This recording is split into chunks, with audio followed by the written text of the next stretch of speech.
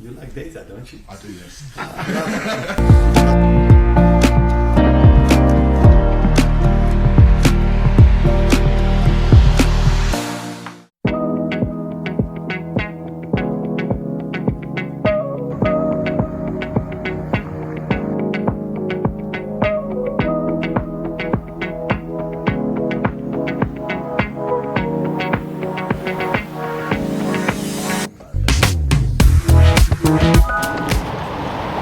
Hello, we are back here at the AXA Training Centre. It feels like we've been a long time away. Arne Slot was ready for his pre-match press conference ahead of the massive game against Southampton, and it looked like he'd enjoyed his break. I'll give you that much. He came back with a very nice tan and a very big smile. He had plenty of interesting things to say. For a change, a lot of it was about his opponent Southampton, which we'll get into. Had some very, very interesting things to say about Ibrahima Konate and about how he's been able to raise his level and exactly what it's taken for him to raise his level. And of course, he answered my question, gave me a little bit of ribbing as well, as is becoming customary. But we'll get to all of that and the very important team news once we get back to the lab. And we're back inside in the lab, out of the hail, out of the rain, ready to give you all of the details of exactly what Arne Slot said in his pre-match press conference ahead of the game with Southampton, and what I think he really meant, and the takeaways that you can take from exactly all this brand new juicy information. As is becoming customary in the show, I'll give you my 3 top takeaways, and we'll also discuss a little bit about what I said to him and what he said to me. Some people have called it a bromance. I wouldn't go that far. It's just merely 2 mutual data nerds appreciating each other. But we'll get to that. Now, normally this is the stage where I'll tell you there was no talk about contracts or any of those kind of stuff, and that's true. But one of the normal things that we do talk about in these press conferences is the injury list, and this one was longer than it's been in recent times, so it's a very important point. It's going to be my point number 1.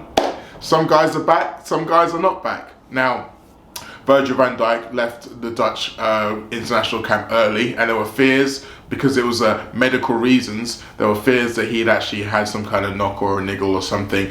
But Arne Slot allayed all of those fears, said that Virgil is fit and ready to go.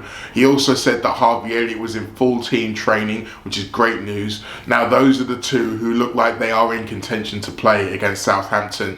For the others, Alisson, Jota, Trent Alexander-Arnold and Federico Chiesa, Southampton has come too soon. It also appears from that you can gauge that Real Madrid has probably come too soon for all of those players as well, which is a blow for them. I think Trent in particular, but there's probably a part of Arne Slot that's quite pleased that he doesn't have to deal with all of the narrative around Trent playing against Real Madrid. Although, I dare say the question's going to come up in the next press conference.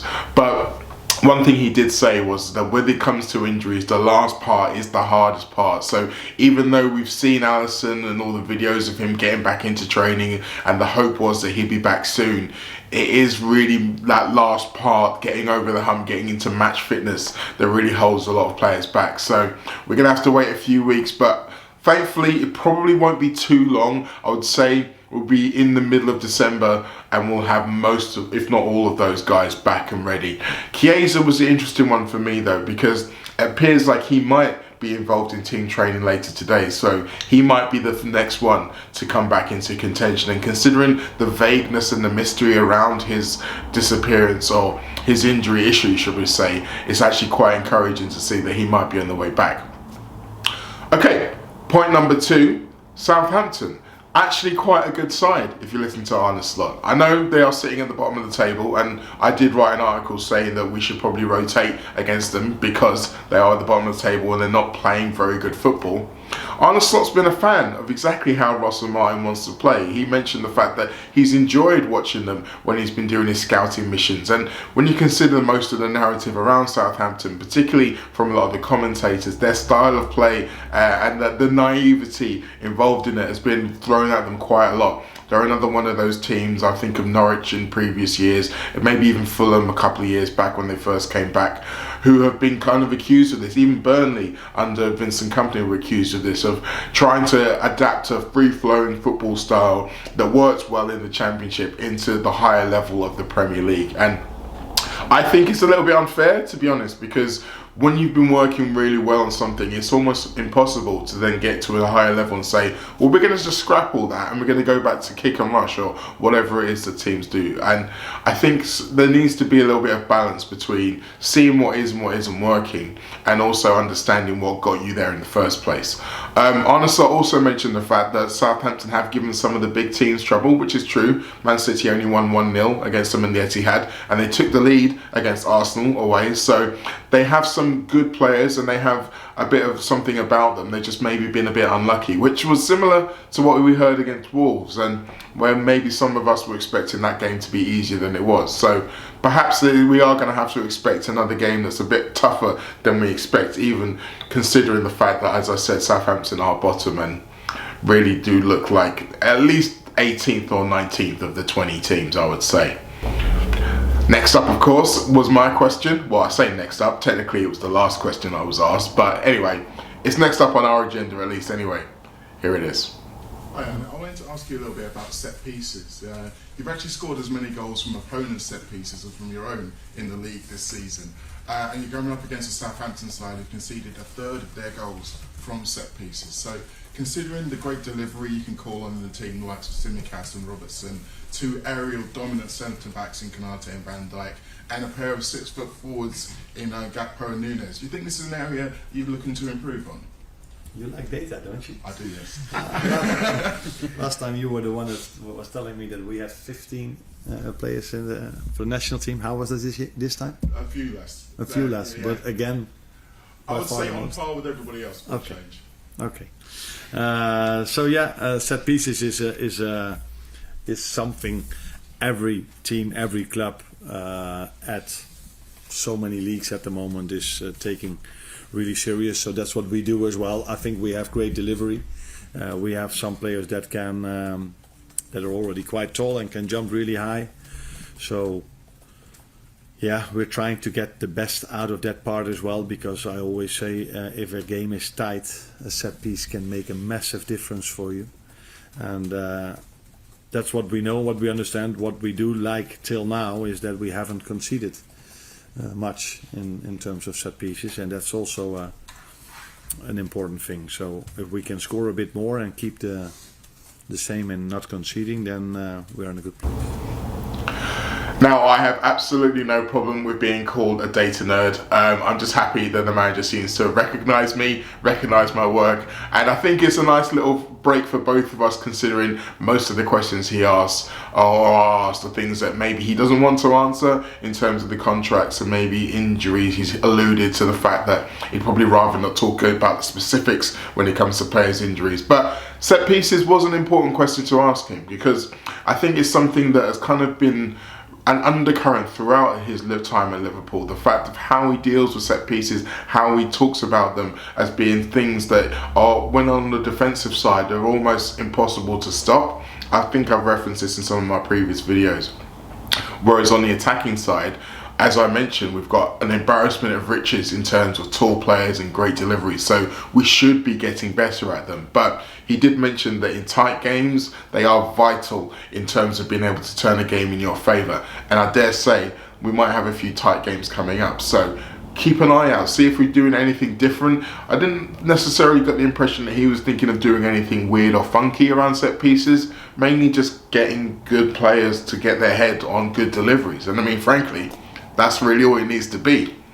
And that leads me very nicely to point 3, which is Ibrahima Konate is maturing into a fantastic footballer. Now, Arne gave another little nugget that I wasn't expecting in this answer. He was asked about Konate and about what it's taken for him to reach the level he's reached so far this season. And he kind of gave us a little bit of insight into why he didn't start the season and how much stock Arne Slot put in pre-season. Slot mentioned the fact that in the pre-season game against Manchester United, it wasn't Ibou's best game, and as someone who was at that game, I can attest it was not Ibou's best game.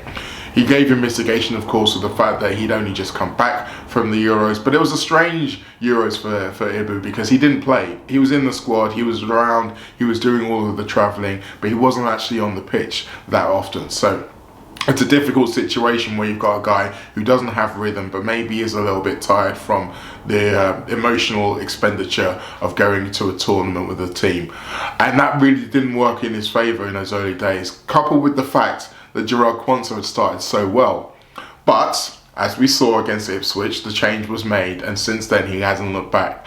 Something else that I really wanted to flag up in his answer about it was how he mentioned about Ibou was so attentive in team meetings. He was one of the people, without wanting to denigrate the others, he said he was one of the people who was really looking forward to trying to find new ways to learn. He was really invested in trying to get better as a footballer, trying to understand exactly what the manager wanted from him. And clearly that made a difference. And this really chimes in with a lot of what his partner Virgil van Dijk has been talking about this season, about his growing maturity, how he's been able to maybe cut out some of the more silly things that maybe held him back. Perhaps the playing video games till 4 or 5 in the morning has stopped as well. I can only speculate on that, but I suspect that might be the case. Now, this isn't to say that he's completely curbed his personality. We know Ibou's still a goofball, and we love him for being a goofball, but he understands the business of football and what it takes to become an elite player. And frankly, he's got so many of them around him, it doesn't surprise me that he's starting to learn off them. But we can see the fruits of his labour. Obviously, Didier Deschamps has recognised it as well, giving him the captaincy during this recent international break. Something else which is going to give him massive confidence. I can only see this getting better and better for Ibou as long as he stays fit.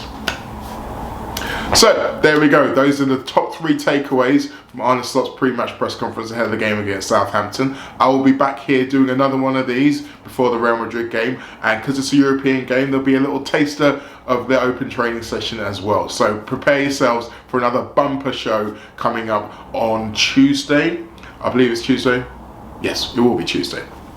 As ever, thank you all for watching this video. Don't forget, you can catch me over on Substack, where I have all of my writing, so match reports, analysis, other little things I've noticed about Liverpool, they're all there on Substack. Go there, go subscribe, go like, go comment, do all of the things that you and I both know matter. And do the same here. Tell your friends about this channel. Please let me know if you're enjoying it. Maybe let me know if you're not enjoying it. Who knows? I'm a big boy, I can take it. Take care.